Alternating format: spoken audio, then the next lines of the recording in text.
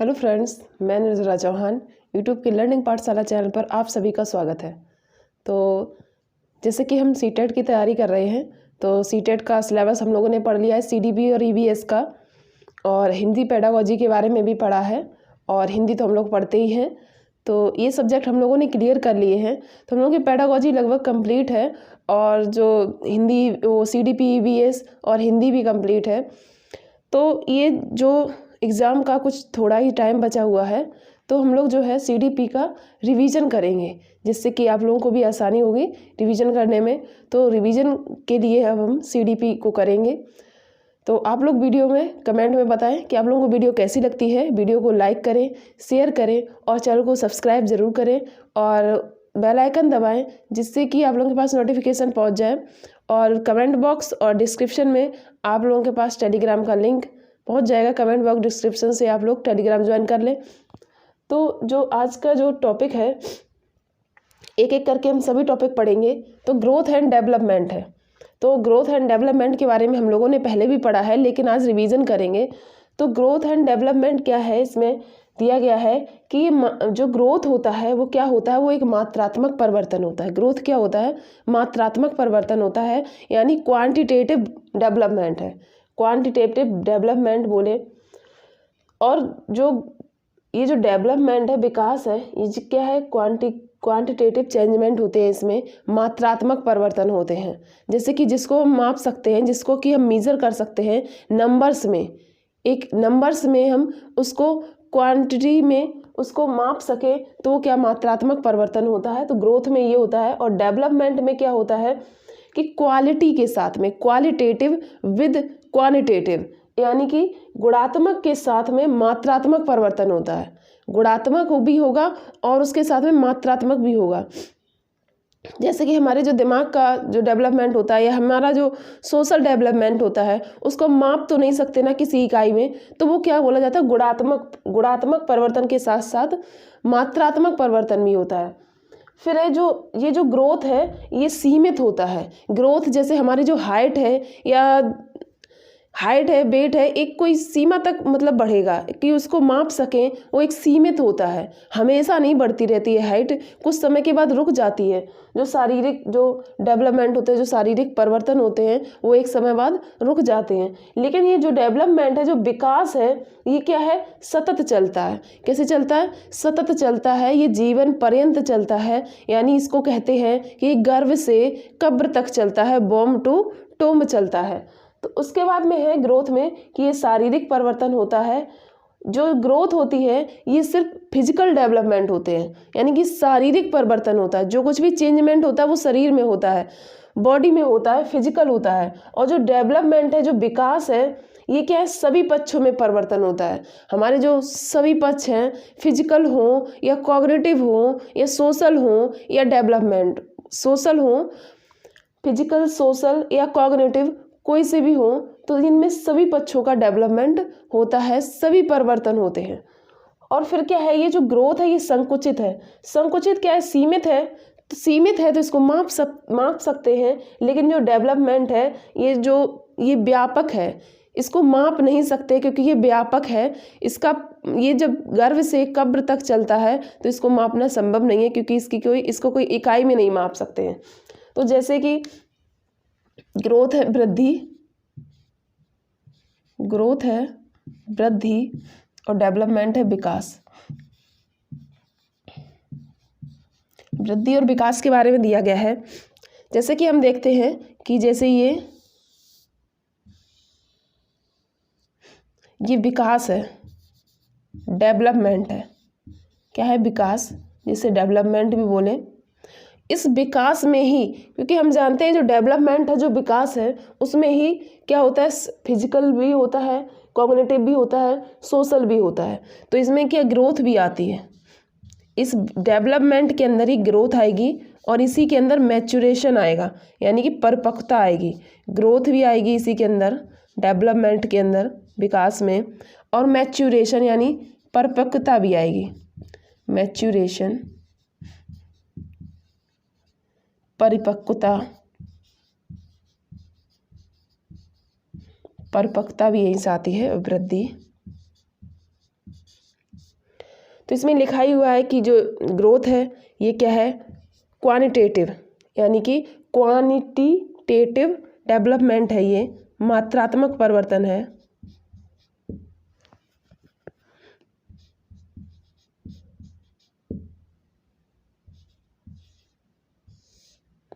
और ये क्या है,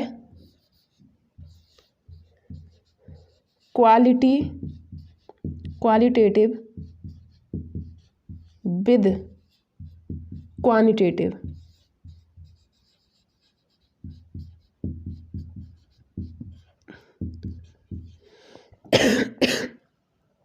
सॉरी, तो ये क्या है, ये जो है गुणात्मक के साथ में मात्रात्मक परिवर्तन, ये जो विकास है, जो डेवलपमेंट है, गुणात्मक के साथ में मात्रात्मक भी परिवर्तन है। और जो ग्रोथ है, जो वृद्धि है, वो ओनली क्या है, क्वांटिटेटिव है, यानी मात्रात्मक परिवर्तन है। इसमें क्या मैच्योरेशन भी आता है, इस विकास के अंदर ही आता है मैच्योरेशन, यानी जब परिपक्वता आती है तो वो इसके अंदर आती है।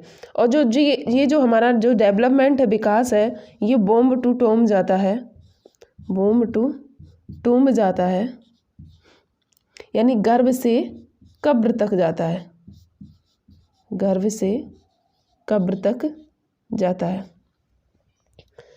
फिर इसमें लिखा हुआ है कि इसमें ही लिखा हुआ है कि ये जीवन पर्यंत चलता है। जो ये विकास है ये सतत चलता है, जीवन पर्यंत चलता है। इसमें सभी पक्षों का डेवलपमेंट होता है। सभी पक्ष मतलब जो फिजिकल हो, फिजिकल, कॉग्निटिव,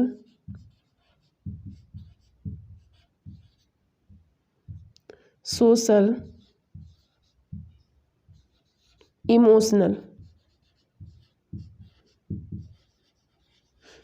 फिजिकल शारीरिक, कॉग्निटिव संज्ञानात्मक, और जो ये सोशल है सामाजिक, इमोशनल संवेगात्मक। तो इसमें सभी पक्षों का डेवलपमेंट होता है, सभी पक्षों में परिवर्तन होता है, यानी जो विकास है, जो डेवलपमेंट है, उसमें सभी पक्षों का परिवर्तन होता है। लेकिन ये जो वृद्धि है इसमें सिर्फ फिजिकल चेंजमेंट होता है, फिजिकल परिवर्तन होता है, फिजिकल होता है। और मैच्योरेशन तो है ही परिपक्वता, जो कि समाज से आती है, मैच्योरेशन उससे आती है। और जो ये जो डेवलपमेंट है, डेवलपमेंट ये ट्विंस में भी अलग अलग होता है। जैसे ट्विंस जो होते हैं उनमें भी ये अलग अलग होता है, उसका आईक्यू कुछ और होगा, उसका थोड़ा बहुत कुछ और होगा। और जो सोशल डेवलपमेंट है वो भी कुछ अलग अलग होगा। अगर इनको अलग अलग परिवेश में रखा जाए तो इनमें और भी ज़्यादा अधिक परिवर्तन पाया जाता है। तो जो डेवलपमेंट है ये जो ट्विंस में भी अलग अलग होता है। समाज में ये अलग रखे जाए तो इनका अलग होता है। तो ये है ग्रोथ एंड डेवलपमेंट के बारे में इतना। फिर उसके बाद में है कि विकास के 4 प्रकार हैं, विकास के 4 प्रकार हैं। और ये जो हमारा जो विकास, ये जो डेवलपमेंट है ये सामान्य से विशिष्ट चलता है, सामान्य से विशिष्ट चलता है। ऑप्शन में कभी कभी पूछते ही ये क्या मतलब सामान्य से विशिष्ट या विशिष्ट से सामान्य चलता है। तो ये जो विकास है ये सामान्य से विशिष्ट चलता है, बूम टू टूम चलता है, सतत चलता है। तो इसके बारे में आप लोगों को समझ आ गया होगा। फिर उसके बाद में हम विकास के जो प्रकार हैं 4 उसके बारे में देखेंगे। तो इसमें पहला है शारीरिक विकास यानी फिजिकल डेवलपमेंट, संज्ञानात्मक विकास यानी कॉग्निटिव डेवलपमेंट, सामाजिक विकास यानी सोशल डेवलपमेंट, और संवेगात्मक विकास इमोशनल डेवलपमेंट। ये 4 प्रकार के डेवलपमेंट है। तो जो शारीरिक विकास में क्या होता है, इसमें जो है मोटर डेवलपमेंट होते हैं, मोटर स्किल जो है उनका डेवलपमेंट होता है। गत्यात्मक विकास जिसे बोलते हैं, यानी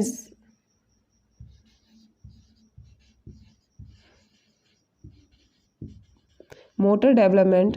तो मोटर डेवलपमेंट क्या होता है, ये ग्रॉस टू फाइन जाता है,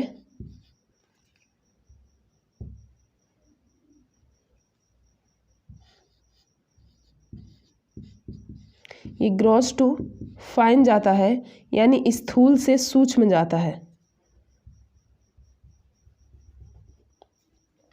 ग्रॉस को हिंदी में स्थूल बोलते हैं यानी बड़ी मसल्स, और फाइन को हिंदी में सूक्ष्म बोलते हैं। तो ग्रॉस में क्या होता है, इसमें बड़ी मसल्स आती हैं, बड़ी मसल्स काम करती हैं, और इसमें क्या होता है, छोटी मसल्स।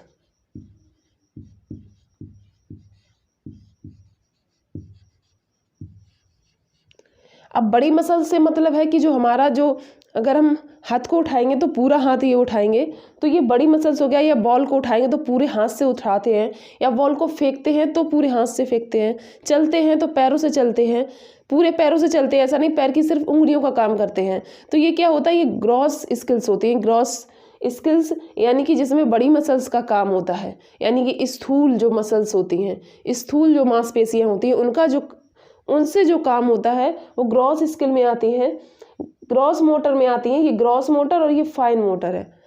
और जो हम लोग जैसे जैसे मैंने मार्कर ये पकड़ रखा है, तो ये जो, ये क्या है, फाइन मोटर में आएगा, फाइन मोटर में आएगा। ग्रॉस मोटर बोलते हैं और फाइन मोटर बोलते हैं। और जैसे टाइपिंग करते हैं तो उंगलियों से करते हैं, सिर्फ ये हमारी उंगलियों का यूज होता है, तो ये हमारी छोटी मसल्स है। तो छोटी मसल्स का जिसमें यूज होगा तो वो फाइन मोटर में आएगा, और जिसमें हमारी बड़ी मसल्स का यूज होगा, पूरे हाथ पैर या बॉडी का, तो उसमें ग्रॉस मोटर आएगा। जैसे ग्रॉस मोटर में आ जाएगा चलना है, कूदना है, ये सब कुछ आ जाएगा, ETC आदि। और जो फाइन मोटर है इसमें आ जाएगा लिखना है, टाइपिंग करना है, राइटिंग है, टाइपिंग है, ETC, ये आ जाएंगे। तो शारीरिक विकास में मोटर डेवलपमेंट होता है, ग्रॉस टू फाइन जाता है। ये जाता, पूछा जाता है ये भी कि ये जो मोटर डेवलपमेंट है ये कैसे चलता है, तो ये ग्रॉस मोटर से फाइन मोटर जाता है। यानी बच्चा पहले लिखना नहीं सीखता है, पर बॉल को पकड़ना और फेंकना सीख जाता है, यानी वो चलना सीख जाता है, लेकिन वो लिखना बाद में सीखता है। ठीक है, तो ग्रॉस टू फाइन जाता है, यानी स्थूल से सूक्ष्म की ओर जाता है। फिर है संज्ञानात्मक विकास, जिसे बोलते हैं इंग्लिश में बोलते हैं कॉग्निटिव डेवलपमेंट, यानी कॉग्निशन मीन्स होता है संज्ञान, तो कॉग्निटिव डेवलपमेंट संज्ञानात्मक विकास। इसमें क्या होता है, इसमें जो माइंड से रिलेटेड होती है, थिंकिंग करना, इमेजिन करना, तो वो इसमें आता है। थिंकिंग है, इमेजिन है,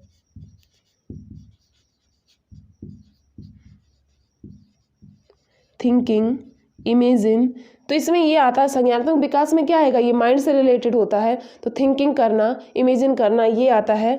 फिर इसमें क्या होगा कि इसमें जो ब्रेन की है 2 पार्ट होते हैं, ये माइंड से रिलेटेड है। तो जैसे ये हमारा ब्रेन है, ये हमारा ब्रेन है, इसके 2 पार्ट होते हैं, एक लेफ्ट पार्ट, एक राइट पार्ट। तो राइट पार्ट में क्या होती है, क्रिएटिविटी होती है। जिसका राइट पार्ट ज़्यादा एक्टिव होता है वो क्रिएटिव होते हैं, नई नई चीज़ों को बनाने में, नई चीज़ें सीखने में वो क्रिएटिव होते हैं। और जो जिसके माइंड का लेफ्ट पार्ट ज़्यादा एक्टिव होता है, तो उसका क्या होता है, वो लैंग्वेज में अच्छे होते हैं, लैंग्वेज में अच्छे होते हैं। लैंग्वेज मतलब किसी सब्जेक्ट में, जैसे मैथ है और हिस्ट्री है, इसमें सब में अच्छे होना, इन सब्जेक्ट्स में लैंग्वेज में अच्छे होते हैं। तो ये है संज्ञानात्मक विकास की ब्रेन के 2 पार्ट होते हैं, लेफ्ट और राइट। लेफ्ट में लैंग्वेज आती है और राइट में क्रिएटिविटी आती है। और संज्ञानात्मक विकास में आप लोग माइंड से रिलेटेड जानते ही हैं कि इसमें थिंकिंग और इमेजिन आदि आते हैं। फिर है सामाजिक विकास, जिसे बोलते हैं सोशल डेवलपमेंट। तो सामाजिक विकास में क्या होता है, सोशल डेवलपमेंट में हमारे जो नैतिक विकास हैं उनका नैतिक जो डेवलपमेंट है वो होते हैं, यानी मोरल डेवलपमेंट, नैतिक विकास होता है इसमें। सामाजिक विकास में, सामाजिक विकास उठना बैठना चलना या समाज से कुछ सीखना, वो सब कुछ होता है। फिर है संवेगात्मक विकास, इसमें क्या होता है, इमोशनल डेवलपमेंट इंग्लिश में बोलते हैं इसे। इसमें संवेगों का विकास होता है, डर, भय, ये सब, ये जो संवेग आते हैं उनका विकास होता है, हमें कहाँ कैसे किस संवेग का यूज़ करना है, ये सब कुछ आता है। तो ये हमारा इतना है। इसके बाद में अब हम पढ़ेंगे अवस्थाएं। अवस्थाएं हैं, जो अवस्थाएं हैं 4, शैशवावस्था, प्रारंभिक बाल्यावस्था, उत्तर बाल्यावस्था और किशोरावस्था। तो शैशवावस्था में क्या है, शैशवावस्था की जो एज होती है वो 0 से 2 वर्ष होती है, 0 से 2 वर्ष होती है। शैशवावस्था में ग्रोथ जो है वो फास्ट होता है, जो वृद्धि है वो फास्ट होती है। शैशवावस्था में ग्रोथ जो फास्ट होती है ये 0 से 2 वर्ष की होती है। फिर प्रारंभिक बाल्यावस्था ये 2 से 6 वर्ष चलती है, 2 से 6 वर्ष चलती है। इसमें क्या होता है, physical growth, socialisation, language development सब कुछ इसमें फास्ट होता है। जो प्रारंभिक बाल्यावस्था है इसमें क्या होता है, physical growth, socialisation, language development ये सब कुछ फास्ट होता है। 2 से 6 वर्ष की एज होती है। इसको जो प्रारंभिक बाल्यावस्था है इसको ही टॉय एज भी बोलते हैं, इसको टॉय एज या खिलौनों की उम्र बोल दें, टॉय एज या प्ले एज भी बोलते हैं, प्ले एज। इसको जो प्रारंभिक बाल्यावस्था है इसको टॉय एज या प्ले एज भी बोलते हैं। फिर है उत्तर बाल्यावस्था। इसकी जो एज होती है वो होती है 7 से 11 वर्ष, 7 से 11 वर्ष होती है। और इसमें इसको क्या बोलते हैं, इसको गैंग एज बोलते हैं, गिरोह की अवस्था।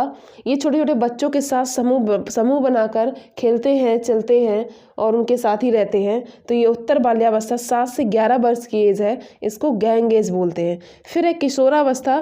किशोरावस्था की जो एज है वो है 12 से 18 वर्ष, 12 से 18 वर्ष है। और इसको क्या बोलते हैं, तनाव एवं तूफान की अवस्था, जो कि स्टैनले हॉल ने कहा है, स्टैनले हॉल ने कहा है। स्टैनले हॉल ने किशोरावस्था को तनाव और तूफान की अवस्था कहा है, या इसे कठिनाई की अवस्था भी बोलते हैं।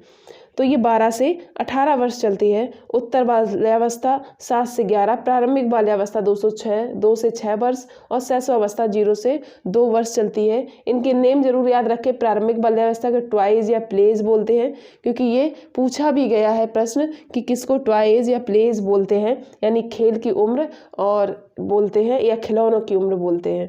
और इसको गैंगेज, उत्तर बाल्यावस्था को गैंगेज यानी गिरोह अवस्था कहते हैं। तो ये हमारी अवस्थाएं हैं। उसके बाद में है हेरिडिटी, नेचर और नर्चर। ये नेचर और नर्चर, नेचर और नर्चर क्या है, नेचर प्रकृति है और नर्चर पोषण है।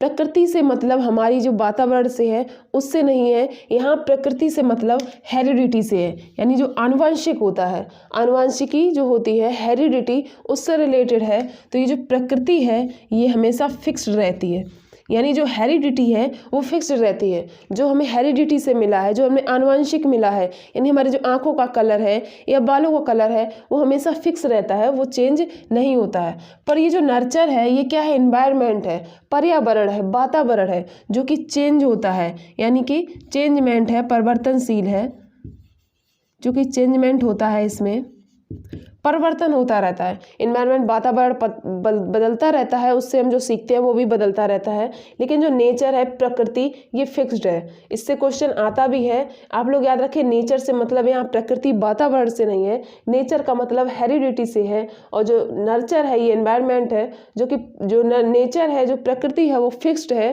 क्योंकि हेरिडिटी है। और ये जो एनवायरनमेंट नर्चर है ये चेंजमेंट है, परिवर्तन होता रहता है। फिर उसके बाद में development equal to heredity into environment. Development जो है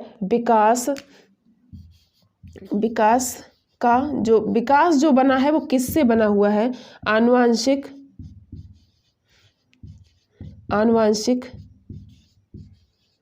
इनटू वातावरण।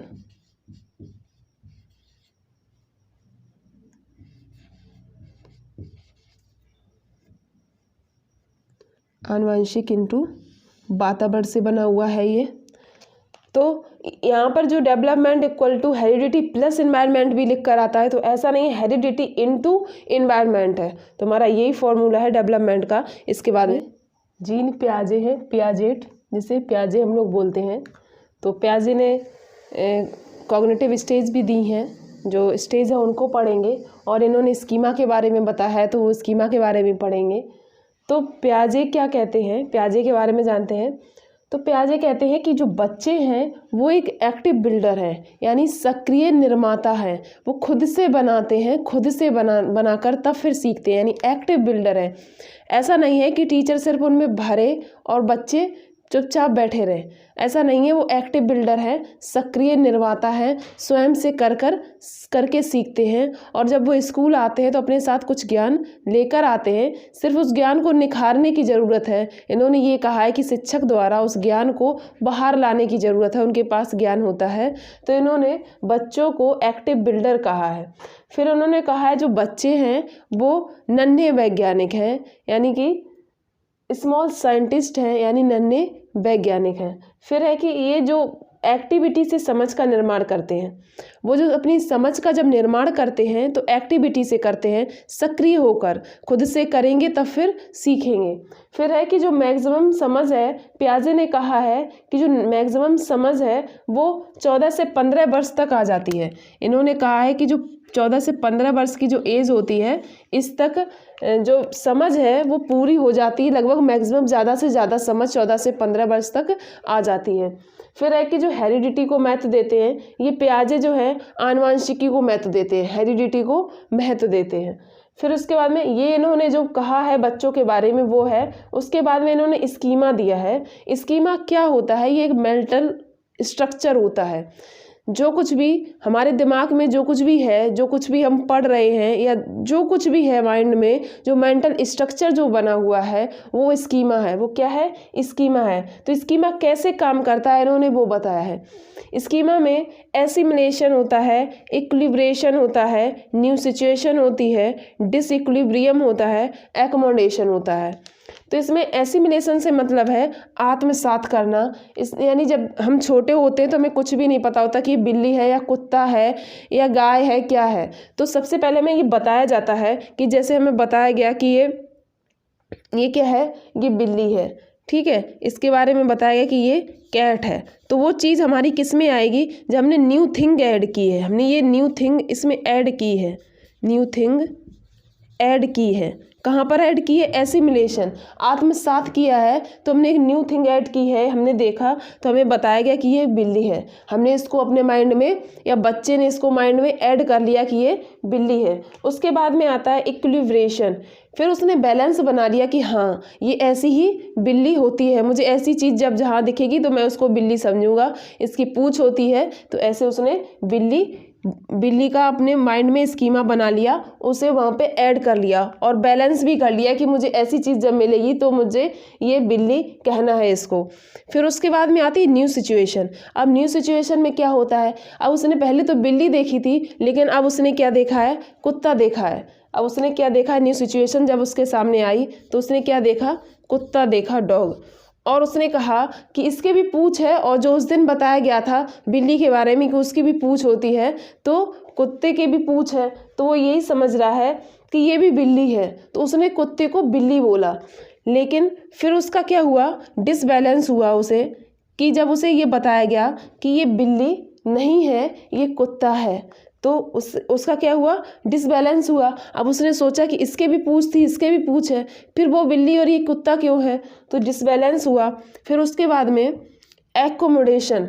एकोमोडेशन का मतलब एडजस्ट है। फिर उसे बताया गया कि नहीं ये इसकी पूँछ दोनों के होती है, पर ऐसे ऐसे ये बिल्ली होती है और ऐसे कुत्ता होता है। फिर उसने उसको एडजस्ट किया तो एकोमोडेशन होगा। तो फिर ये ऐसे स्कीमा काम करता है। ये जीन पियाजे ने बताया है कि जो स्कीमा है मेंटल स्ट्रक्चर है, जिसे कहते हैं मेंटल स्ट्रक्चर को ही स्कीमा कहते हैं। तो स्कीमा हमारा ऐसे काम करता है, एसिमिलेशन होता है, आत्मसात करना, इक्विलिब्रेशन होता है, बैलेंस करना, फिर न्यू सिचुएशन आती है, यानी न्यू सिचुएशन नई चीज़ आती है, फिर डिसइक्विलिब्रियम होता है यानी कि डिसबैलेंस होता है, फिर उसके बाद में एकोमोडेशन होता है यानी एडजस्ट करना होता है। तो उसके बाद में ये स्कीमा के बारे में है। फिर इन्होंने स्टेजेस दिए हैं, स्टेजेस ऑफ कॉग्निटिव डेवलपमेंट। इन्होंने संज्ञानात्मक विकास के चरण दिए हैं, जो 4 चरण हैं संज्ञानात्मक विकास के। नंबर 1 है sensory motor stage. Sensory motor stage. Second है pre operational stage. Sensory motor stage को हिंदी में गत्यात्मक या इंद्रियगामक अवस्था कहते हैं। फिर है प्री ऑपरेशनल स्टेज, इसको पूर्व संक्रियात्मक अवस्था कहते हैं। फिर है कॉन्क्रीट ऑपरेशनल स्टेज, इसको मूर्त संक्रियात्मक अवस्था कहते हैं। फिर है फॉर्मल ऑपरेशनल स्टेज, इसको औपचारिक या अमूर्त संक्रियात्मक अवस्था कहते हैं। तो सबसे पहले हम देखते हैं सेंसरी मोटर स्टेज, गत्यात्मक या इंद्रियगामक अवस्था क्या है। तो ये जो सेंसरी मोटर स्टेज है ये 0 से 2 वर्ष चलती है। कितनी चलती है? 0 से 2 वर्ष तक चलती है। इसमें क्या होता है? वस्तु स्थायित्व होता है। जैसे बच्चा जब छोटा होता है, 0 से 2 वर्ष की एज है, तो जब 0 का होगा या 1 महीने का होगा, 2 महीने का होगा, तब उसमें वस्तु स्थायित्व तब नहीं होता है। लेकिन 2 वर्ष के आते आते उसमें वस्तु स्थायित्व आ जाता है। तो वस्तु स्थायित्व का मतलब है out of mind out of side, out of mind और आउट ऑफ साइड। इसका मतलब है कि जब वो 1 महीने का, 2 महीने का या 0 का है, तो उसके सामने जैसे कोई चीज़ ले जाएंगे और उसको सामने से हटा लो तो उससे कोई फर्क नहीं पड़ता है। और फिर उसके बाद में जब वो 1.5 साल का, 2 साल का होता जाता है तो उसमें ये वस्तु स्थायित्व तो आ जाता है। अगर वो खिलौना खेल रहा है और उसके हाथ से छीन लो तो फिर वो रोता है, अगर वो उसके सामने नहीं आएगा तो फिर वो रोता है। तो ये पहले तो नहीं होती है, पहले जब 1-2 महीने में, लेकिन फिर उसके बाद में धीमे धीमे वस्तु स्थायित्व आने लगता है, यानी out of mind out of side. फिर इसको अनुकरण की अवस्था भी कहते हैं। 1 साल, 1.5 साल, 2 साल का जब बच्चा होता है तो घर में जैसे कोई कुछ काम करता है तो वो उसको कॉपी करता है, उसके जैसा ही करेगा। या कोई जैसे बैग टांग के जाता है तो उसकी नकल करता है, अनुकरण करता है। तो वो इसी स्टेज में होता है, सेंसरी मोटर स्टेज में। फिर सेंसेस आर टीचर, उसका जो टीचर होता है उसके सेंस ही होते हैं। सेंस जो हाथ पैरों से जो कुछ भी वो करता है उसको वो ही सिखाते हैं उसे। मतलब कि सेंस से, मतलब उसे भूख लगी है तो वो रोएगा, उसके सेंस ही उसे सिखाते हैं सब कुछ। तो ये हमारा सेंसरी मोटर था कि अनुकरण की अवस्था भी सेंसरी मोटर स्टेज को कहते हैं और वस्तु स्थायित्व भी इसी में आ जाता है। फिर हमारी सेकेंड स्टेज है प्री ऑपरेशनल स्टेज, जिसे पूर्व संक्रियात्मक अवस्था कहते हैं। इसकी जो एज है वो है 2 से 7 वर्ष। कितनी है? 2 से 7 वर्ष। इसमें क्या होता है कि इसमें लॉजिक, रिवर्सिबिलिटी की कमी होती है। लॉजिक मतलब तर्क नहीं कर पाते हैं, किसी चीज़ के बारे में मतलब सोच नहीं पाते हैं, किसी से तर्क वितर्क नहीं कर पाते हैं। और रिवर्सिबिलिटी का मतलब है जैसे कि 2 गिलास लिए जाएं, एक चौड़ा गिलास हो और एक पतला हो, पर दोनों की क्वांटिटी सेम हो, मतलब दोनों में बराबर 200 ग्राम उसमें भी पानी आता है, 200 ग्राम उसमें भी आता है। तो लेकिन अगर उस बड़े गिलास का पानी अगर चौड़े जो गिलास में पानी डाल दिया जाए, वो छोटा है पर चौड़ा है, तो उन्हें ये नहीं पता होगा कि दोनों में बराबर है। वो ये कहेंगे जो लंबा वाला गिलास था उसमें पानी ज़्यादा था। तो ये रिवर्सिबिलिटी होती है, इनमें लॉजिक और रिवर्सिबिलिटी की कमी होती है। कब? प्री ऑपरेशनल स्टेज में लॉजिक और रिवर्सिबिलिटी की कमी होती है। फिर है निर्जीव को सजीव मानना। ये निर्जीव को सजीव मानते हैं। बाद में जो 2 से 6 वर्ष की उम्र है, बाद में इनमें धीमे धीमे आने लगता है कि ये निर्जीव सजीव को थोड़ा बहुत जानने लगते हैं कि इसको चोट लगती है या नहीं लगती है। पर 3 साल 4 साल तक इनमें ऐसा नहीं होता है कि जैसे इनको जैसे किसी टेबल से चोट लगी है तो अगर टेबल को मारो तो वो चुप हो जाते हैं, तो उनको ये लगता है कि जैसे ये इसको भी चोट लगती है। तो ये निर्जीव को सजीव मानते हैं। इनमें अहम केंद्रता होती है, इन्हें सिर्फ खुद से मतलब होता है कि हम इसको खाएंगे और किसी से मतलब नहीं होता। कोई चीज़ खानी है तो इनको सिर्फ खानी है, तो इनमें अहम केंद्रता होती है। तो ये प्री ऑपरेशनल स्टेज में है। फिर 3rd नंबर है concrete operational stage. Concrete operational stage मूर्त संक्रियात्मक अवस्था, ये 7 से 11 वर्ष तक चलती है। पहले 0 से 2 वर्ष, फिर 2 से 7 वर्ष, फिर 7 से 11 वर्ष चलती है। तो 7 से 11 वर्ष चलती है ये। इसमें क्या होता है? लॉजिक, क्लासिफिकेशन, रिवर्सिबिलिटी, सीरिएशन, ये सभी आ जाता है इनमें। इन सभी को ये कर लेते हैं, यानी तर्क करने की क्षमता भी आ जाती है। और क्लासिफिकेशन मतलब कि ये छोटा है, ये बड़ा है, इसमें ज़्यादा आएगा, इसमें कम आएगा, ये चीज़ ये क्लासिफिकेशन करने लगते हैं। तो रिवर्सिबिलिटी भी यही है जो बताया था अभी कि किसमें ये चीज़ समझने लगते हैं कि गिलास बड़ा हो या छोटा हो पर क्वांटिटी सेम है तो ये दोनों बराबर हैं, ये चीज़ जानने लगते हैं। फिर सीरिएशन मतलब आरोही अवरोही क्रम में किसी को लगाना, ये सब चीज़ें इनमें आ जाती हैं। लॉजिक, क्लासिफिकेशन, रिवर्सिबिलिटी और सीरिएशन, इन सब को ये कर लेते हैं, ये सब आ जाता है।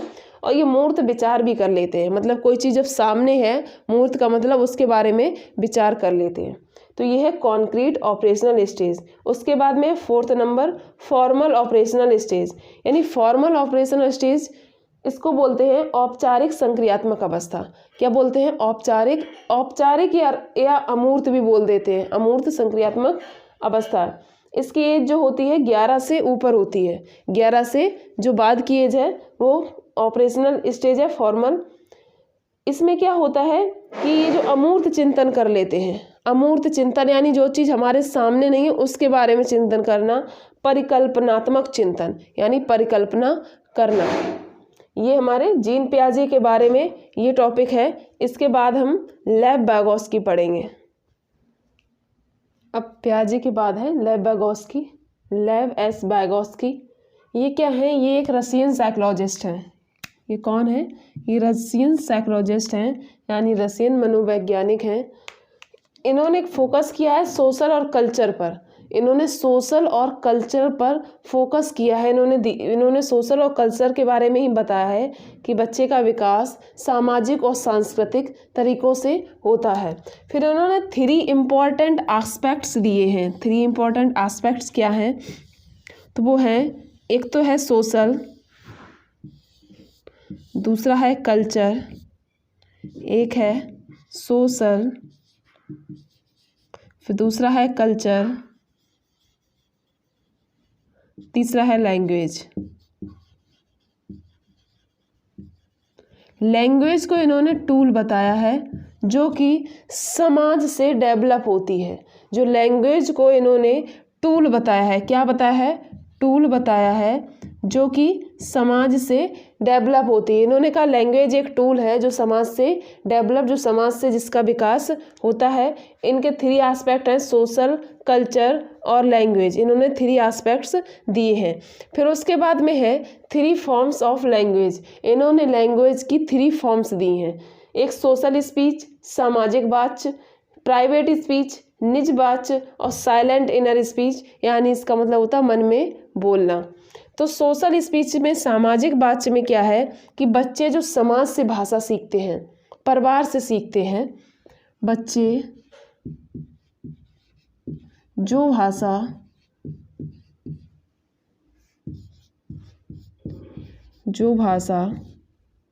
परिवार व समाज से सीखते हैं,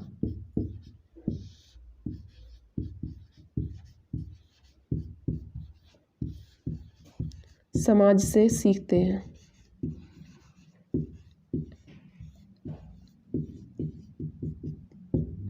तो समाज व परिवार से जो भाषा सीखते हैं, जैसे परिवार में जो लोग जैसे बोलते रहते हैं खाना दे दो या पानी दे दो, तो वो भी बोलने लगते हैं, खाना और पानी मांगने लगते हैं। तो वो ही क्या होती है? सोशल स्पीच होती है। बच्चे जो परिवार से वो समाज से सीखते हैं। फिर उसके बाद में प्राइवेट स्पीच, जिसे निज वाच्य बोलते हैं। ये प्राइवेट स्पीच बहुत ज़्यादा पूछा जाता है। जिसे निज वाच्य बोलते हैं, इससे क्वेश्चन जरूर पूछा जाता है। तो इसमें प्राइवेट स्पीच में, निज वाच्य में होता है खुद से बात करना, यानी खुद से बात करना, खुद से बात करना। खुद से बात करने का मतलब है बच्चा खेलते समय या पढ़ते समय, खेलते या पढ़ते समय जब भी वो मतलब ऐसे बात करता है, जैसे उसने कोई खिलौना ले रखा है और उसके मतलब पुर्जे अलग अलग हैं, तो वो धीमे धीमे बोल कर करेगा कि इसको पहिए को यहाँ पे जोड़ दूँ। अपने आप से बात कर रहा है कि इसको यहाँ पे उठा के यहाँ पे रख दूँ। तो ये क्या होती है? ये प्राइवेट स्पीच होती है, जिसे निज वाच्य बोलते हैं। या वो पढ़ रहा होता है तो खुद से बात करेगा कि इसको यहाँ, मतलब कि 2 + 2 4 होते हैं, तो खुद से मन में नहीं, मतलब थोड़ा सा धीमे बोलकर खुद से बात करना प्राइवेट स्पीच में आता है, जिसको निज वाच्य बोलते हैं। इस प्राइवेट वाच्य, इसको जो प्राइवेट स्पीच है, निज वाच्य है, इसको प्राइवेट स्पीच को इन्होंने, लेव वागोस्की ने निज वाच्य कहा है और पियाजे ने इसे अहम केंद्रित वाक्य कहा है, अहम केंद्रित वाच्य बोला है। तो प्राइवेट स्पीच। उसके बाद में साइलेंट इनर स्पीच, यानी मन में बोलना। मन में बोलना मतलब मन में बात करना। तो मन में बात करने का मतलब है थिंकिंग। जब मन में बात करते हैं, कोई भी बात बाहर ना निकले, हम अंदर ही मतलब कि माइंड में ही सोचें, उसको बोलें माइंड में ही कि मुझे वहाँ जाना है या नहीं जाना है, तो ये तो थिंकिंग हो जाती है। तो मन में बात करना इसमें आता है साइलेंट इनर स्पीच में। तो लेव वागोस्की ने ये 3 फॉर्म्स ऑफ लैंग्वेज यानी लैंग्वेज के 3 फॉर्म्स दिए हैं, सोशल स्पीच, प्राइवेट स्पीच और साइलेंट इनर स्पीच। उसके बाद में है, इन्होंने ही दिया है ZPD, स्कैफोल्डिंग और MQ। इस ZPD क्या है? जोन ऑफ प्रॉक्सिमल डेवलपमेंट, यानी संभावित विकास किसी हेल्प से। मतलब जो विकास है, जैसे कि साइकिल चलाना सीख रहे हैं, साइकिल चलाना तो पहले साइकिल किसी की हेल्प से सीखेंगे, कोई सहारा देगा। तो जो हम मतलब कि जो विकास किसी की हेल्प से हो वो ZPD है, जोन ऑफ प्रॉक्सिमल डेवलपमेंट। उसके बाद में सहारा क्या है? जो सहारा मिल रहा है हमें वो क्या है? स्कैफोल्डिंग। जो सहारा मिल रहा है वो स्कैफोल्डिंग है। और MKO मोर नॉलेजेबल अदर, और जो सहारा दे रहा है वो क्या है? मोर नॉलेजेबल अदर, यानी हमसे ज़्यादा जानने वाला, सिखाने वाला जो है वो है मोर नॉलेजेबल अदर। तो सिखाने वाला जो है उसे हमसे ज़्यादा ज्ञान होना चाहिए, बाद बाकी इससे फ़र्क नहीं पड़ता है कि वो हमसे छोटा है या बड़ा है। तो इसमें क्या होता है कि जो पहले इसने सहारा दिया, जो सिखाने वाला है वो सिखा रहा है पहले, फिर उसके बाद में जो हमें हेल्प मिल रही है, जो हेल्प है वो स्कैफोल्डिंग है। फिर उसके बाद में जो संभावित विकास हुआ है उसकी हेल्प से, जैसे साइकिल चलाना सीख रहे हैं तो हमसे ज़्यादा जानता है साइकिल चलाना, जो सिखा रहा है। फिर उसके बाद में जो वो साइकिल को पकड़े हुए है, वो प्रोसेस जो है वो क्या है? स्कैफोल्डिंग है। उसके बाद में जो ZPD है ये संभावित विकास है, यानी अब हम अपने आप से चलाने लगे, किसी की सहारे से वो साइकिल चलाने लगे तो वो संभावित विकास हो गया, ZPD हो गया। ठीक है, तो ये लेव वागोस्की के बारे में है। अब इसके बाद में कोहलबर्ग है। लेव वागोस्की के बाद में है कोहलबर्ग ने जो विकास के सिद्धांत दिए हैं, नैतिक विकास का सिद्धांत, तो कोहलबर्ग के बारे में पढ़ेंगे।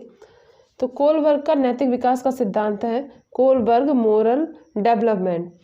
ये इन्होंने जो इनकी जो शिष्या थी कैरल गिलिगन, ये शिष्या थी इन्हीं की, कोहलबर्ग की, इन्होंने इनकी थ्योरी को जेंडर बायस्ड थ्योरी बताया है। जेंडर बायस्ड थ्योरी बताया है क्योंकि इन्होंने सिर्फ अपने सैंपल में मेल सैंपल ही लिए थे, फीमेल सैंपल नहीं लिए थे। इन्होंने जो शोध किया, ये जो सैंपल लिया था इनमें सिर्फ मेल थे। इन्होंने जो डिलेमा के बारे में पूछा उनमें से सिर्फ जो मेल थे उनसे ही पूछा, कोई फीमेल नहीं थी।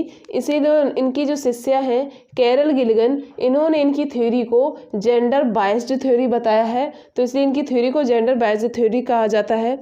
फिर उसके बाद में है कि 2 टाइप ऑफ मोरलिटी, इन्होंने 2 टाइप बताई है मोरलिटी की, यानी कि नैतिकता की 2 टाइप बताई हैं। एक है मोरल रीजनिंग, दूसरी है मोरल डिलेमा। मोरल रीजनिंग को नैतिक तर्कड़ा और मोरल डिलेमा को नैतिक दुविधा बोलते हैं।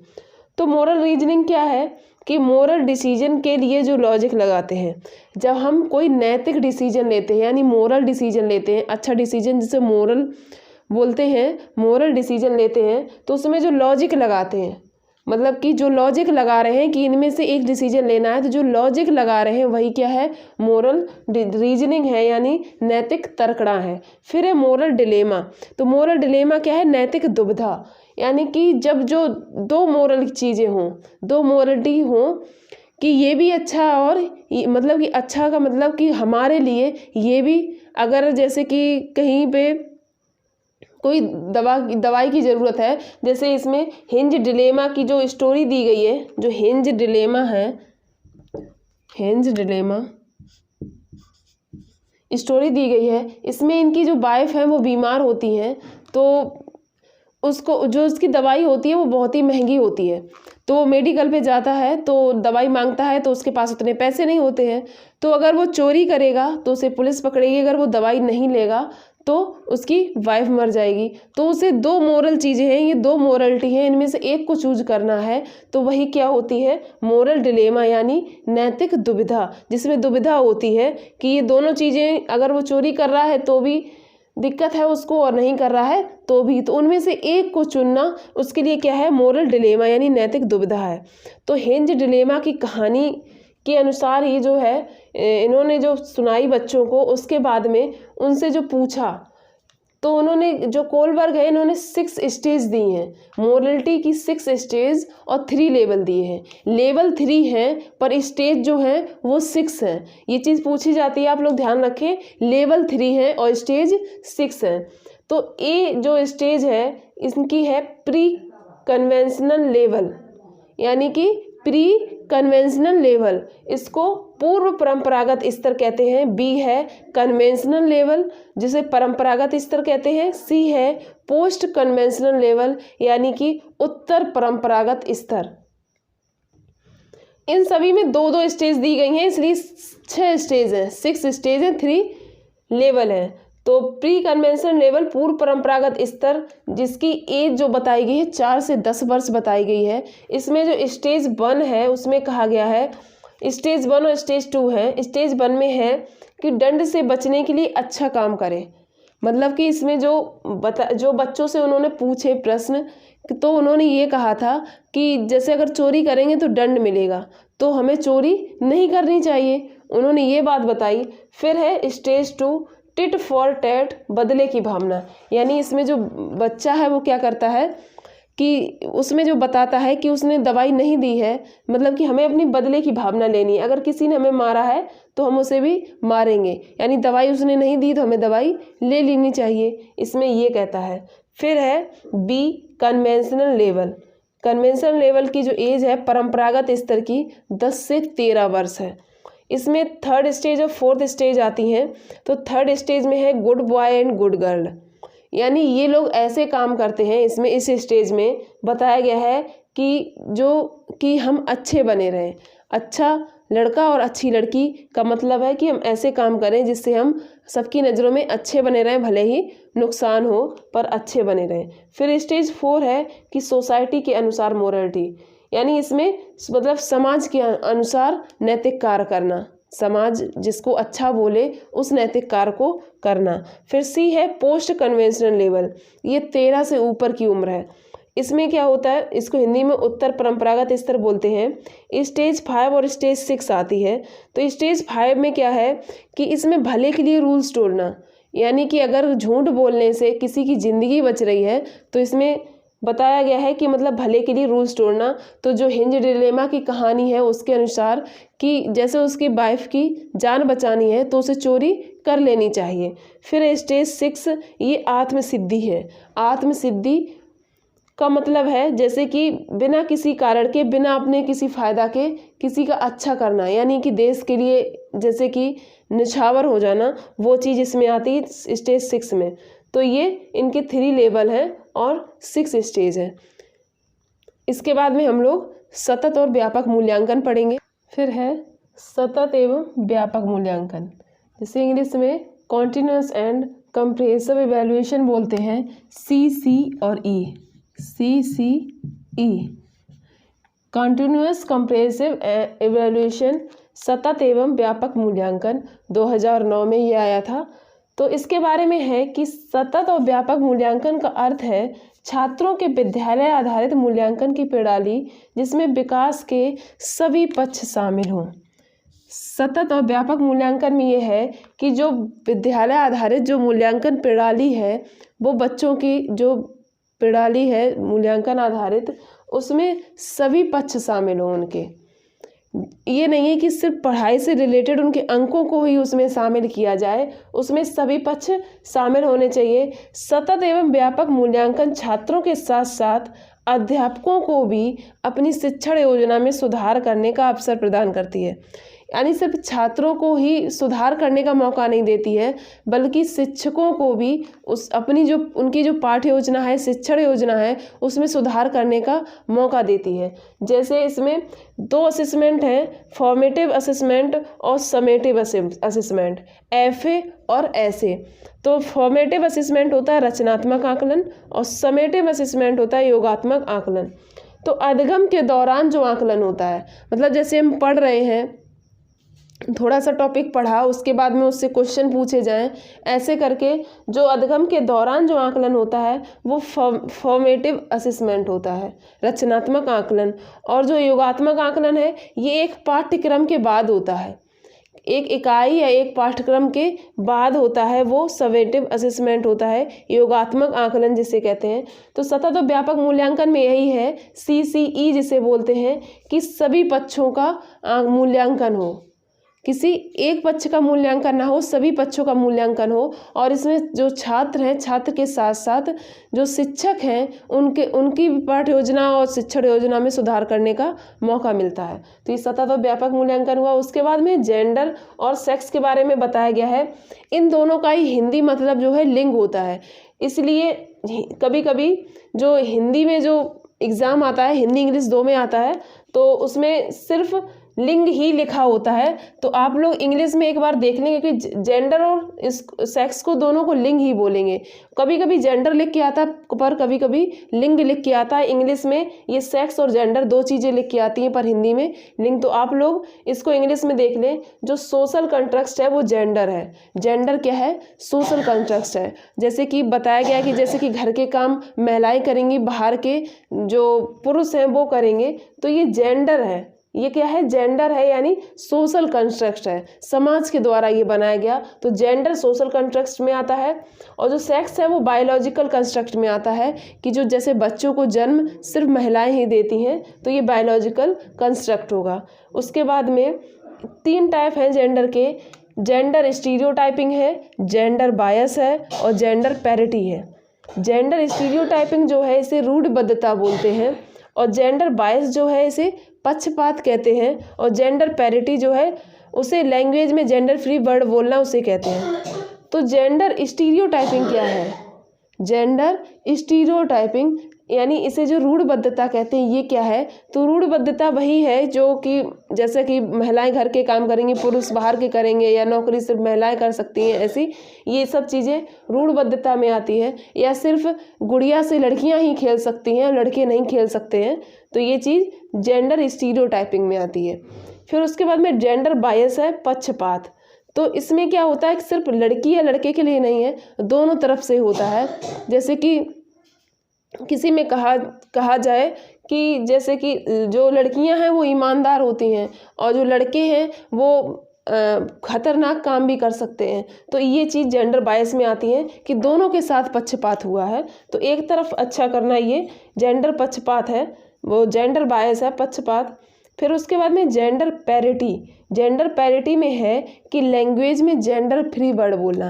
यानी एग्जाम्पल है, जैसे कि हम लोग बोलते हैं कैमरा मैन, तो कैमरा मैन नहीं बोल के कैमरा पर्सन बोलेंगे, कैमरा पर्सन या चेयर पर्सन। ऐसा नहीं है कि सिर्फ क्या जो चेयर पर्सन मैन या वोमैन नहीं हो सकती हैं, तो इसलिए इसमें जेंडर पैरिटी में जेंडर फ्री वर्ड बोला जाता है। जेंडर फ्री वर्ड होना चाहिए। कैमरा पर्सन है और चेयर पर्सन है, ऐसे एग्जाम्पल होने चाहिए। तो ये हमारा जेंडर और सतत एवं व्यापक मूल्यांकन है। अब है RTE 2009। RTE 2009 right to education act, शिक्षा का अधिकार अधिनियम। इसमें है कि ये 2009 में आया था, लेकिन ये लागू जो हुआ था 1 अप्रैल 2010 को लागू हुआ था। RTE 2009 right to education act, इसको हिंदी में शिक्षा का अधिकार अधिनियम कहते हैं। ये 2009 में आया था, पर 1 अप्रैल 2010 को लागू हुआ था।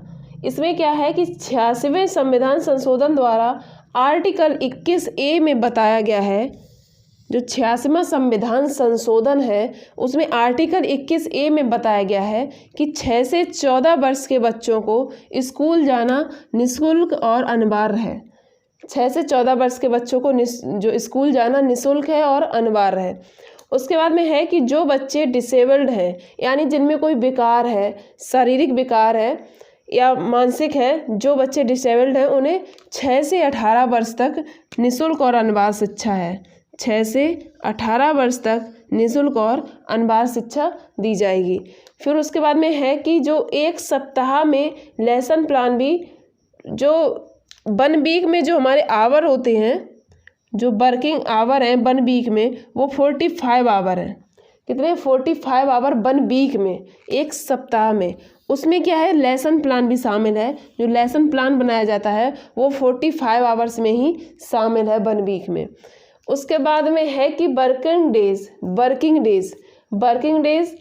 1 to 5 200 डेज हैं और 6 to 8 220 डेज हैं। यानी जो ईयर की बात की गई है 365 डेज होते हैं ईयर में, तो वर्किंग डेज 1 to 5 यानी प्राइमरी लेवल पर 200 डेज हैं और जो 6 to 8 हैं जूनियर लेवल पर 220 डेज हैं। उसके बाद में स्टडी आवर्स दिए गए हैं 1 to 5 800 आवर्स और जो 6 to 8 है उसमें 1000 आवर्स। फिर रेशियो दिया गया है स्टूडेंट और टीचर का, तो स्टूडेंट और टीचर का रेशियो बताया गया है 1 to 5, मतलब 30 बच्चे होंगे तो एक शिक्षक होगा। स्टूडेंट 30 और टीचर 1, तो 30 रेशियो 1 to 5 में जो स्टूडेंट और टीचर का रेशियो है वो है 30 रेशियो 1 और 6 to 8 में जो है वो है 35 रेशियो 1, 35 स्टूडेंट्स और 1 टीचर। फिर महत्वपूर्ण तथ्य हैं कुछ कि बच्चों को शारीरिक मानसिक किसी भी तरह का दंड नहीं दिया जाएगा और ना ही उनके एडमिशन के लिए कोई टेस्ट लिया जाएगा, ना ही कोई शुल्क लिया जाएगा। और जो टीचर हैं वो प्राइवेट ट्यूशन के लिए नहीं कह सकते, ना ही प्राइवेट ट्यूशन पढ़ा सकते हैं। तो ये आरटीई के बारे में है। उसके बाद में एनसीएफ के बारे में हम लोग पढ़ेंगे। अब इसमें है एनसीएफ 2005 के बारे में पढ़ेंगे। आप लोग इस वीडियो को लाइक और शेयर ज़रूर करें। तो एनसीएफ 2005 के बारे में है कि ये जो 4 बार आया एनसीएफ, एक आया था 1975 में, फिर एक आया 1988 में, 2000 में और 2005 में, जो कि ये 2005 वाला हम लोग पढ़ रहे हैं। ये 4th एनसीएफ है, 4th बार आया था, ये 4th टाइम में एनसीएफ आया था। तो एनसीएफ 2005 का मतलब है शिक्षा बिना बोझ की होनी चाहिए। शिक्षा क्या हो, बिना बोझ की हो। इसमें दिया गया है कि सीखना रियल लाइफ से यूज में हो, यानी कि सीखना जो है वो रियल लाइफ के यूज में आए, ऐसा सिखाएं जो कि रियल लाइफ में जो यूज में आए। फिर है कि ओनली स्कूल में ही नहीं, स्कूल से बाहर भी सीखना है। केवल स्कूल में ही नहीं सीखना होता है, स्कूल के बाहर भी सीखना है। फिर है कि एग्ज़ाम को फ्लेक्सिबल बनाना है, एग्ज़ाम को भय नहीं बनाना है कि एग्ज़ाम आ रहे हैं तो उसके अंदर भय क्रिएट हो, उनको फ्लेक्सिबल और लचीला बनाना है। करिकुलम एक्टिविटी बनाना है। जो भी कार्य करवाएं उसे एक्टिविटी के साथ करवाएं, उनसे स्वयं बच्चों से करवाएं। फिर है कि स्वयं से सीखें और बच्चे स्वयं से सीखें, स्वयं करके सीखें। तो ये एनसीएफ 2005 के बारे में है। ये 4th एनसीएफ था 2005 वाला। उससे पहले ये 1975, 88 और 2000 आए थे। तो एनसीएफ का मतलब है शिक्षा बिना बोझ की। सोशलाइजेशन में क्या है, सोशलाइजेशन की जो एजेंसी है वो है family, media, peer, neighbourhood, etc. ये क्या है, ये एजेंसी है। सोशलाइजेशन कहाँ से होता है, समाजीकरण कहाँ से होता है, ये एजेंसी है। तो इसकी 2 एजेंसी हैं, एक प्राइमरी एजेंसी, दूसरी सेकेंडरी एजेंसी। तो प्राइमरी एजेंसी को एक्टिव कहते हैं और जो सेकेंडरी एजेंसी होती है वो पैसिव होती है, यानी सक्रिय और निष्क्रिय। तो प्राइमरी एजेंसी में फैमिली और सेकेंडरी एजेंसी में स्कूल आता है। हमेशा ऑप्शन में अगर प्राइमरी एजेंसी पूछी गई है, जिस ऑप्शन में फैमिली होगी तो वो वाली सही होगी, और अगर सेकेंडरी एजेंसी पूछी गई है तो जिसमें स्कूल होगा वो सही होगा। कभी भी सेकेंडरी फैमिली नहीं हो सकती है और ना ही प्राइमरी स्कूल हो सकती है। तो ये सोशलाइजेशन है। फिर उसके बाद में गिफ्टेड चिल्ड्रन के बारे में, प्रतिभाशाली जो बच्चे होते हैं इनका आईक्यू जो होता है 120 प्लस या 40 प्लस, 140 प्लस होता है। और ये बच्चे जिज्ञासु यानी क्यूरियस होते हैं, जिज्ञासु होते हैं, जानने की इच्छा रखते हैं, नई नई चीज़ें जानने की इच्छा रखते हैं, और मेमोरी इनकी अच्छी होती है, और क्रिएटिव होते हैं, नया करने की सोचते हैं, ये क्रिएटिव होते हैं। और जो एक चलाया गया था कि बिल्डिंग एज और लर्निंग एड, ये बिल्डिंग एज और लर्निंग एड क्या है, ये बिल्डिंग एज और लर्निंग एड जो है ये जो दीवारों पर स्कूल में लिखकर बच्चों को सिखाए जाने की बात कही गई है। जो टेबल हैं या काउंटिंग है, ये सब कुछ दीवार पे लिखे हुए होते हैं और स्कूल के बाहर भी लिखे हुए होते हैं, तो वही बिल्डिंग एज और लर्निंग एड है। अब है इंक्लूसिव स्कूल, वो प्रोग्रेसिव स्कूल, लैब स्कूल और इंक्लूसिव एजुकेशन। तो प्रोग्रेसिव स्कूल या प्रोग्रेसिव एजुकेशन, जिसे लैब स्कूल भी बोलते हैं, ये प्रगतिशील शिक्षा है। इसे प्रोग्रेसिव एजुकेशन बोले या स्कूल बोले या प्रोग्रेसिव और या लैब स्कूल बोले। तो इसको जो दिया है वो जॉन डीवी ने दिया है 1896 में। जॉन डीवी ने ही शिक्षा को त्रिध्रुवीय बताया है, जबकि जॉन एडम्स शिक्षा को द्विध्रुवीय बताते हैं। शिक्षक और शिक्षार्थी सिर्फ आते हैं, लेकिन जो जॉन डीवी हैं ये शिक्षा को त्रिध्रुवीय बताते हैं, शिक्षक, शिक्षार्थी और पाठ्यक्रम। तो ये आप लोग याद रखें कि जॉन एडम्स जो है वो द्विध्रुवीय बताते हैं और जो जॉन डीवी हैं ये त्रिध्रुवीय बताते हैं। तो प्रोग्रेसिव स्कूल या एजुकेशन में यही कहा गया है कि लर्निंग बाय डूइंग हो, यानी कि करके सीखना हो, और problem solving and critical thinking हो, उनमें ऐसी शिक्षा दी जाए। जो प्रोग्रेसिव एजुकेशन के लिए कहा गया है कि ये ऐसी शिक्षा हो जिससे कि वो क्रिटिकल थिंकिंग कर सकें और प्रॉब्लम को सॉल्व कर सकें। फिर है लाइफ लॉन्ग लर्निंग हो, इनकी ऐसी लर्निंग हो कि इनके जीवन पर्यंत चले, ये जीवन में कोई भी सिचुएशन आए तो उसको सॉल्व कर पाएँ, ऐसी शिक्षा हो। फिर है इनके जो सोशल स्किल्स हैं, सामाजिक जो स्किल्स हैं वो डेवलप हों, ऐसी शिक्षा हो। और D emphasis on text book, इन्होंने कहा है जो किताबी कीड़े वाली बात जो है, सिर्फ किताब से सीखना, उसको इन्होंने हतोत्साहित किया है, यानी इसको अच्छा नहीं माना है। तो ये प्रोग्रेसिव स्कूल या एजुकेशन के बारे में, जिसे लैब स्कूल भी कहते हैं। फिर इसके बाद में है इंक्लूसिव एजुकेशन। इंक्लूसिव एजुकेशन समावेशी शिक्षा, यानी सबको एक जैसी शिक्षा देना। इसमें इसको अच्छा एजुकेशन बताया गया है, गुड एजुकेशन। बच्चे की नीड का ध्यान दें। इसमें जो इंक्लूसिव एजुकेशन जो है, इसमें क्या है, बच्चे की नीड को ध्यान दें, बच्चे को क्या ज़रूरत है, वो कैसे सीखना चाहता है, इन सभी को ध्यान दें।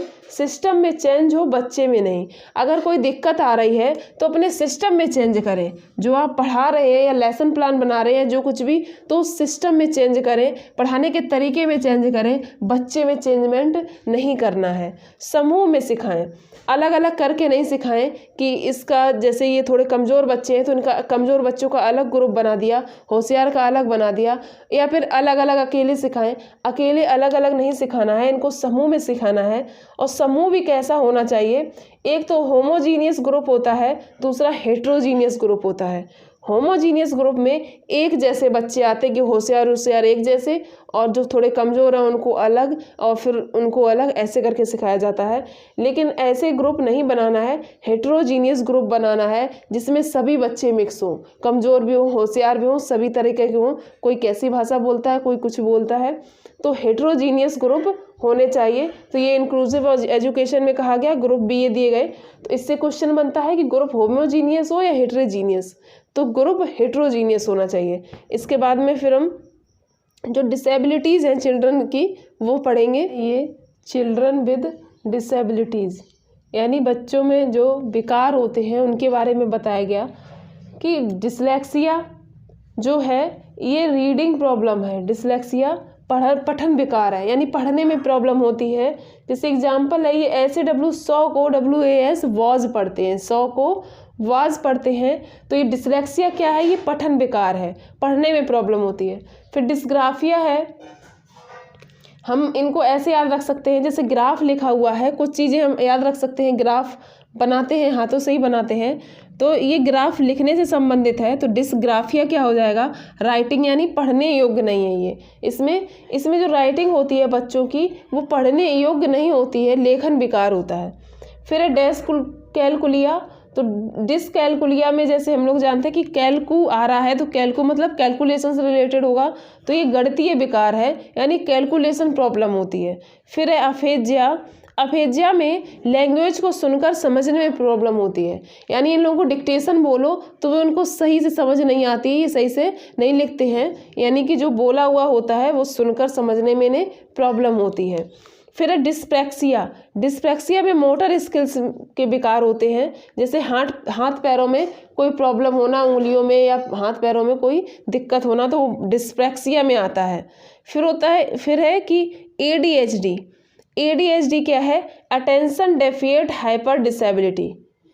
ADHD में क्या होता है, ध्यान न टिकना, इनका ध्यान एक जगह केंद्रित ना रह पाना, एक जगह ध्यान ना टिकना, ADHD में आता है। इसका फुल फॉर्म है अटेंशन डेफिएट हाइपर डिसेबिलिटी। फिर है ऑटिज्म स्पेक्ट्रम। ऑटिज्म स्पेक्ट्रम में है समाज में सहजता ना आना, यानी अपने आप को समाज में स्थापित ना कर पाना, समाज में ना बोल पाना, ये चीज़ इनमें होती है, ये विकार होता है ऑटिज्म स्पेक्ट्रम। तो ये हमारे डिसेबिलिटीज़ हैं। फिर डिसेबिलिटीज़ के बारे में है कि जो PWD है, पर्सन विद डिसेबिलिटीज़, ये 1995 में आया था, पावर विद डिसेबिलिटीज़। तो इसमें तब थी 7, ये कितनी थी, 7 थी। यहाँ पे ये पावर की जगह पर्सन होगा, पावर लिख गया, पर्सन विद डिसेबिलिटीज़। ये जब 1995 में आया था, जो पर्सन के साथ डिसेबिलिटीज़ जो होती हैं वो 7 थी। लेकिन जब इन्होंने इसको रिपीट किया 2016 में, तो RPWD आया, राइट पर्सन विद डिसेबिलिटीज़। 15 जून 2017 को ये लागू हुआ था। 2016 में आया था और ये 2017 15 जून को लागू हुआ था। तो इसमें जो है, जो डिसेबिलिटीज़ कर दी गई, पहले कितनी थी, 7 थी, अब 21 कर दी गई हैं, 14 और नई ऐड कर दी गई हैं। तो RPWD में जो डिसेबिलिटीज़ है वो 21 है और PWD में 7 थी। जो ब्लूम टैक्सोनॉमी है, इसके बारे में पढ़ेंगे। तो ब्लूम टैक्सोनॉमी 1956 में ब्लूम वैज्ञानिक ने ही दी थी, ब्लूम ने ही दी थी, इसलिए इसको ब्लूम टैक्सोनॉमी कहा जाता है। इन्होंने 3 हायरार्किकल स्टेप्स बताए हैं, 3 हायरार्किकल एस्पेक्ट्स बताए हैं, जिसे डोमेन भी बोलते हैं। ये 3 डोमेन बोले या 3 हायरार्किकल एस्पेक्ट्स बोले, तो ये कॉग्निटिव है, अफेक्टिव है और साइकोमोटर है। तो कॉग्निटिव संज्ञानात्मक, अफेक्टिव भावात्मक और साइकोमोटर गत्यात्मक। तो संज्ञान हमारे माइंड से रिलेटेड होता है, तो ये किससे हो गया, हेड से रिलेटेड। फिर अफेक्टिव किससे होता है, फीलिंग से रिलेटेड, तो ये हार्ट हो गया। और ये जो साइकोमोटर है ये हैंड हो गया। तो इसमें क्या है, 3H है, हेड, हार्ट और हैंड, H और H और H। तो इसको 3H मॉडल भी बोलते हैं, 3H मॉडल भी बोलते हैं, 3H मॉडल, क्योंकि ये जो माइंड से रिलेटेड है तो माइंड हेड में होता है, कॉग्निटिव, तो H ये हो गया। फिर अफेक्टिव फीलिंग से है, फीलिंग हार्ट से आती है, तो ये H हो गया। फिर साइकोमोटर गत्यात्मक हैंड हो गया, तो ये H हो गया, तो 3H मॉडल हो गया। फिर उसके बाद में ये जो कॉग्निटिव के बारे में अलग वैज्ञानिक ने दिए हैं, अफेक्टिव के बारे में अलग और साइकोमोटर के लिए अलग। तो हमारे लिए सिर्फ ये कॉग्निटिव वाला ज़रूरी है जो कि ब्लूम ने दिया है। तो ये जो डोमेन है, जो कॉग्निटिव जो डोमेन है, ये कौन सा डोमेन है, कॉग्निटिव है, जो 1956 में ब्लूम ने दिया है, उसके बारे में पढ़ेंगे। 1956 में ब्लूम ने नाउन में दिया था। इवैल्यूएशन है सिंथेसिस, एनालाइसिस, एप्लीकेशन, कंप्रिहेंशन और नॉलेज, मतलब जो सीखते हैं उसके बारे में दिया था इन्होंने। 1956 में नाउन में दिया था। फिर 2001 में इन्होंने वर्ब में चेंज किया, creating, evaluating, analysing, applying, understanding और रिमेम्बरिंग। अब जो चल रही है वो हमारी ये चल रही है कि पहले क्रिएटिंग होगा, जजमेंट करेंगे, किसी चीज़ को जजमेंट करेंगे। फिर इवेल्युएटिंग है संश्लेषण। फिर एनालाइजिंग, एनालाइज करेंगे, विश्लेषण करेंगे, उसका क्या करेंगे, विश्लेषण करेंगे। अप्लाइंग मतलब अप्लाई करेंगे। और अंडरस्टैंडिंग समझना और रिमेम्बरिंग रिसीव करना, रिसीव करेंगे उसको। तो ये जो इवैल्यूएशन है ये इसमें यहाँ पर हो गया है, और जो सिंथेसिस ये क्रिएटिंग में चेंज होकर ऊपर हो गया है। इनके जो स्थान है वो चेंज हो गए हैं। सिंथेसिस क्रिएटिंग ऊपर पहुँच गया और जो इवैल्यूएशन है यहाँ पर आ गया। तो ये क्या है, ये ब्लूम्स टैक्सोनॉमी के बारे में दिया गया है कि पहले इवैल्यूएशन होता है, जजमेंट करते हैं, फिर उसके बाद में इवैल्यूएटिंग संश्लेषण होगा, उसके बारे में जानेंगे, विश्लेषण करेंगे, उसके बारे में खंड करके उसको पढ़ेंगे, फिर अप्लाई करेंगे, अप्लाइंग यानी अप्लाई करेंगे उसको, जहाँ पर भी जैसे जो हमने सीखा है उसको क्या करेंगे, अप्लाई करेंगे, फिर उसको समझेंगे और फिर अपने दिमाग में क्या करेंगे, उसको रिसीव करेंगे। तो ये डोमेन थे कॉग्निटिव के जो ब्लूम ने दिए हैं। ब्लूम टैक्सोनॉमी है जो 1956 में आई थी। ये जो चार्ट जो 1956 में आया था ये नाउन में था और 2001 में ये वर्ब में आया हुआ है। तो ब्लूम टैक्सोनॉमी है ये, इनके 3 डोमेन एस्पेक्ट्स हैं, हायरार्किकल एस्पेक्ट बोले या डोमेन, कॉग्निटिव, अफेक्टिव और साइकोमोटर, इनको याद रखें, इन्होंने ये दिया है। फिर है लैंग्वेज डेवलपमेंट के बारे में। जो लैंग्वेज डेवलपमेंट है अर्ली चाइल्डहुड यानी पूर्व बाल्यावस्था 2 से 6 वर्ष में फास्ट होता है। ये कैसे होता है? फास्ट होता है। फिर LAD जो लैंग्वेज एक्विजिशन डिवाइस है, LAD इसका फुल फॉर्म क्या है? LAD का लैंग्वेज एक्विजिशन डिवाइस यानी कि भाषा अर्जित करने वाला जो यंत्र। तो इसके बारे में नॉम चॉम्स्की ने ये दिया था। नॉम चॉम्स्की ने बताया था कि 5 वर्ष तक ज़्यादा एक्टिव रहता है। जो LAD है यानी जो भाषा अर्जित करने की क्षमता है वो 5 वर्ष तक ज़्यादा रहती है, ज़्यादा सक्रिय रहती है। बच्चा 5 वर्ष तक खूब भाषा अर्जित करता है। फिर उसके बाद लैंग्वेज को प्रभावित करने वाले कारक हैं समाज, शिक्षा और बायोलॉजिकल फैक्टर, आनुवंशिकी। ये सब कुछ बायोलॉजिकल फैक्टर्स हैं जो लैंग्वेज को प्रभावित करते हैं। फिर जो प्रोफेसर स्मिथ है इन्होंने बताया है कि 1 वर्ष में बच्चा 3 वर्ड्स और 2 वर्ष में 272 वर्ड्स, 5 वर्ष में 2072 वर्ड्स, इतने वर्ड्स बोलने लगता है। आप लोग जो सीरीज़ है ये जो वीडियो है इसको लाइक और शेयर ज़रूर करें। तो अब हमारे हैं ये जो स्टेजेस ऑफ लैंग्वेज एक्विजिशन का मतलब होता है अर्जित करना, यानी कि भाषा अर्जित करने की जो स्टेज है वो दी गई हैं। पहली एक क्विंग 1 to 5 मंथ्स में होती है। जैसे बच्चा का, चा, ता ऐसे बोलता है तो वो क्विंग होता है 1 to 5 मंथ्स में। फिर वेवलिंग, ये अबाउट 6 मंथ में आती है, मतलब सिंगल सिलेबल वर्ड पा, का ऐसे करके जो बोलता है तो वो वेवलिंग होती है अबाउट 6 मंथ में। फिर 1 वर्ड स्टेज अबाउट 1 ईयर में पापा, चाचा वो ऐसे कहने लगता है। फिर आता है 4th स्टेज है 2 वर्ड स्टेज, इसमें भी अबाउट 18 मंथ्स में होता है। 18 मंथ्स में वो थोड़े पापा चाचा से थोड़े से बड़े से शब्द बोलने लगता है। फिर 5th में लॉन्गर अटरेंसेस जो कि 2 से 4 वर्ष की होती है, इसमें छोटे छोटे वाक्य बोलने लगता है। तो ये है स्टेजेस ऑफ लैंग्वेज एक्विजिशंस। फिर है लैंग्वेज एंड थॉट के बारे में कि पियाजे और वाइगोस्की ने क्या कहा है लैंग्वेज और थॉट के बारे में।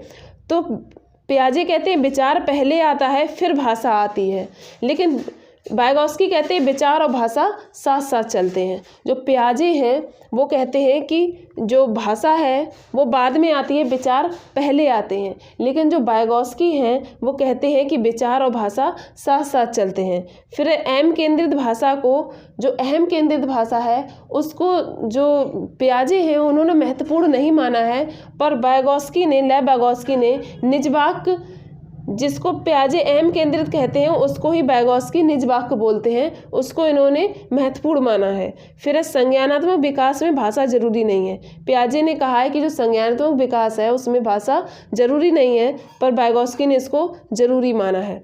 फिर उसके बाद में लैंग्वेज स्किल्स हैं, 4 हैं हमारी लैंग्वेज स्किल्स दी गई हैं LSRW, ये इसी क्रम में चलती हैं। पहले लिसनिंग होता है, फिर स्पीकिंग होता है, फिर रीडिंग होता है, फिर राइटिंग होता है। लिसनिंग सुनना, स्पीकिंग बोलना, रीडिंग पढ़ना, राइटिंग लिखना। तो पहले सुनना आता है, फिर बोलना आता है, फिर रीडिंग यानी पढ़ना आता है, फिर लिखना आता है। तो ये इसी क्रम में चलती हैं LSRW।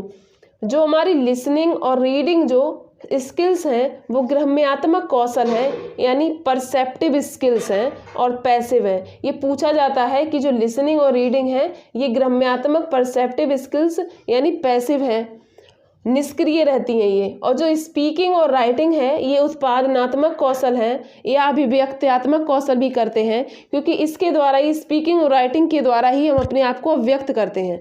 हम बोल रहे हैं तो अभिव्यक्त कर रहे हैं, या यहाँ पर लिखा हुआ है लिखकर अभिव्यक्त किया है। तो स्पीकिंग और राइटिंग उत्पादनात्मक और अभिव्यक्त्यात्मक कौशल हैं, एक्सप्रेशन स्किल्स होते हैं और ये एक्टिव रहते हैं, इसको सक्रिय होते हैं। उसके बाद मोटिवेशन के बारे में दिया गया है कि मोटिवेशन जो है अभिप्रेरणा, हिंदी में से क्या बोलते हैं? अभिप्रेरणा। अभिप्रेरणा तो बाह्य प्रेरणा और आंतरिक अभिप्रेरणा। तो आंतरिक अभिप्रेरणा क्या होती है कि जैसे कोई कार्य करें तो हमारी जो इंटरेस्ट है उस पर काम करें, मतलब इंटरेस्ट के अनुसार काम करें। मतलब कि कोई कार्य कर रहे हैं तो कर तो पैसे के लिए सभी करते हैं, लेकिन जो मेन मोटिव है वो इंटरेस्ट होना चाहिए। तो इंटरेस्ट से अगर कर रहे हैं तो वो आंतरिक प्रेरणा है। और अगर कोई बाह्य प्रेरणा है, जैसे कि मनी है या मार्क्स है, अगर हमारा मेन मोटिव मनी और मार्क्स है तो ये बाह्य प्रेरणा है। तो ये हमने जो CDP का रिवीजन किया ये आधा हो गया है हमारा, तो आधा ये पार्ट है। इसके बाद में जो बचे हुए हैं टॉपिक वो अगली वीडियो में करेंगे। 2 वीडियो में हमारा ये जो रिवीजन है ये कंप्लीट हो जाएगा। आप लोग वीडियो के कमेंट में बताएं आप लोगों को वीडियो कैसी लगी और कैसा समझ में आया आप लोगों को। वीडियो को लाइक करें, शेयर करें और चैनल को सब्सक्राइब भी करें और बेल आइकन दबाएं जिससे नोटिफिकेशन पहुंच जाए। और कमेंट बॉक्स और डिस्क्रिप्शन में आपको टेलीग्राम का लिंक मिल जाएगा, तो आप लोग उस पर जाकर टेलीग्राम भी ज्वाइन करें। बहुत बहुत धन्यवाद।